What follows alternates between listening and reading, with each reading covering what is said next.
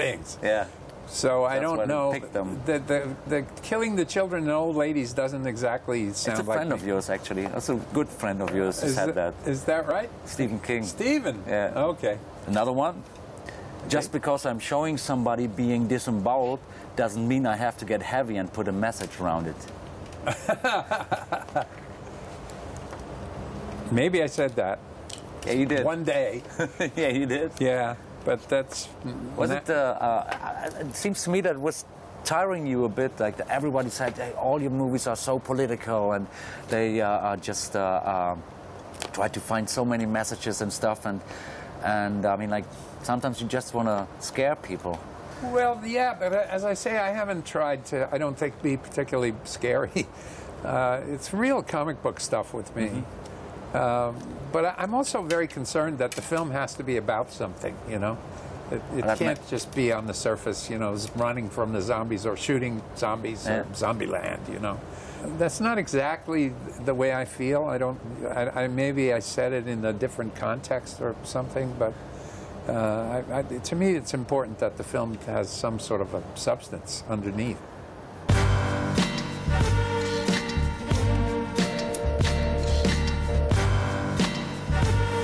Uh-oh, look out. Excellent, thank you. But not so threatening, but very good. Yeah, well, very good. Cheers. Cheers. Sometimes, you know, when I'm in hotels, I prefer to use the emergency stairs because I have the feeling that I'm more independent. I get a little more ice. Ice, okay. See? This is more of like a surrounding in one of your movies, right? This is, yeah. This is where people end up when they have nowhere to go. A little bright. Here we are again. This thing is crazy. Do that anytime. So, George, are you hungry a little bit? Should we order something? We should order something. Gin tonic, double, white wine, dry white wine. Yeah. Do you have cheese, like a cheese tray, or? Okay, that too. Thank you very much.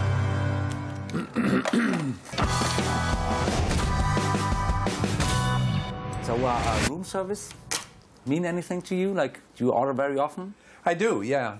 Well, often when I go to these things, it's usually conventions, you know. So if I go in the lobby, fans. You just stay. Okay. You stay in the same hotels where the conventions are. Like, like the usually huge stuff.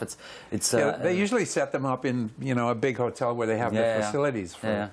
And so I try to avoid the crowd. I can imagine that. Yeah. Okay. So then it's very well, the same helpful. with you, right? I mean, from sure, with your popularity, you must have the same. Yeah, it's different because when you're successful, I mean, when you're successful, you stay in more expensive hotels, and the fans are ain't got the money to stay there. But some have, and sometimes with their parents, they stay in the same hotel. It's strange. Then. I have to say they're generally pretty respectful. It's fun. I enjoy it. They're also very honest. You know, if they don't like a film, they'll tell you right. That was lousy. The last one was better. Room service is coming. Okay. I'm sorry to interrupt you, but yes, hello. If you serve the food and the drinks for us, could you do it like a dead person? Yeah. Yeah, just like this. No. No? Okay. Ich habe gesagt, Frauen machen das nicht.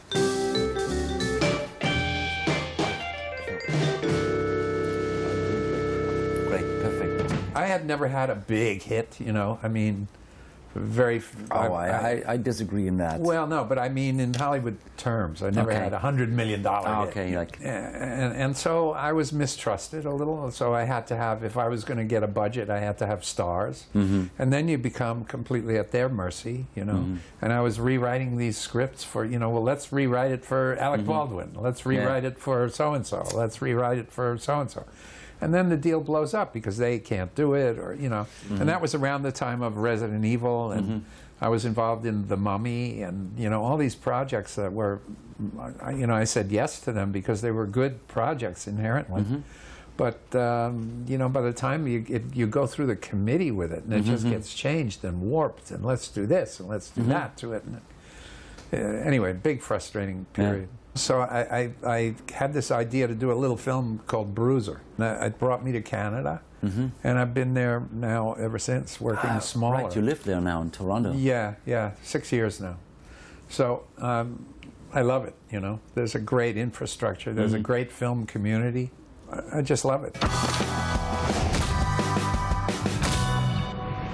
George, would you be so kind and do me a message from my answering machine at home? Okay, sure. Just to impress my friends who call me. Ah, okay. Look at this. You have all your 80s gear with you. Yeah. Isn't it great? So just come up with something scary. If you don't want scary, just do something else. Then. All right. Answering machine. Hello, this is Georg Romero. Bela's not here right now. If you leave a message, I will find you. Thank you very much.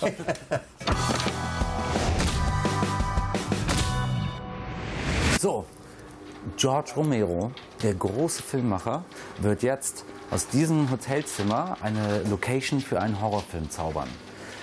Soweit er das mit unseren wirklich erbärmlich spärlichen Mitteln hinkriegt. Aber er ist Independent Filmmaker, er kann mit wenigem umgehen. Yeah, working with no money.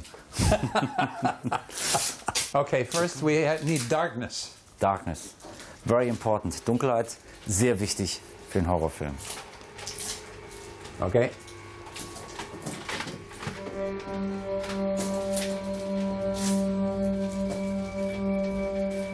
Do you have a little light? You have a 350, huh? Yes. Can we try those switches, see if we can get rid of that? Ja. Kann ich verlegen? Just one little light. All right, great. Anywhere, yeah. Okay.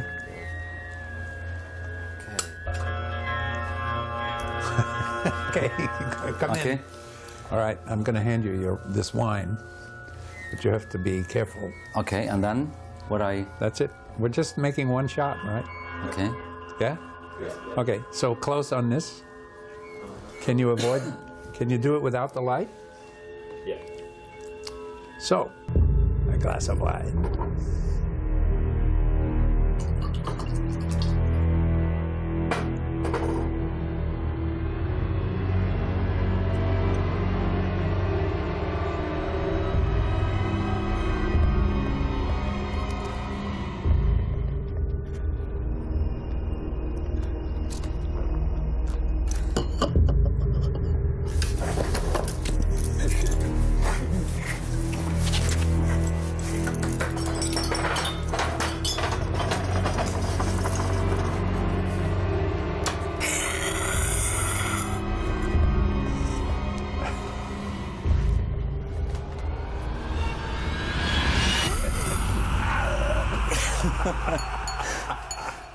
Good. Except the light should have been behind him. That was fun. You're very good. Thank you. George, when you enter on your visit in Hotel Bela, in your hotel room, Georg Romero, ladies and gentlemen. Well, it was great fun. It's great fun. It's much more than just an interview, you know. It was really fun. Goodbye, George. It was an honor. Okay. So, great. Thank you. Thank you, man. Oh, it's great seeing you. This was really good fun. So, I'm leaving. Good night. Das nehme ich aber mit.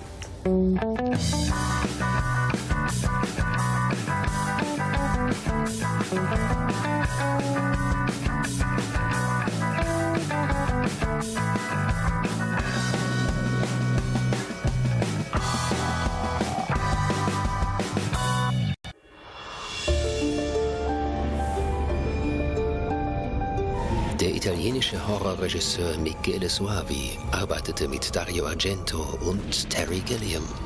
Jetzt gleich spukt er mit seinen eigenen Visionen über die Leinwand. Und das ist preisgekrönter Horrorkult. Danach graben wir die wahre Geschichte von Graf Dracula aus. Wer war jener Vlad Tepes, der Bram Stoker als Vorbild diente? Doch zunächst wird Rupert Everett von Tod und Liebe heimgesucht.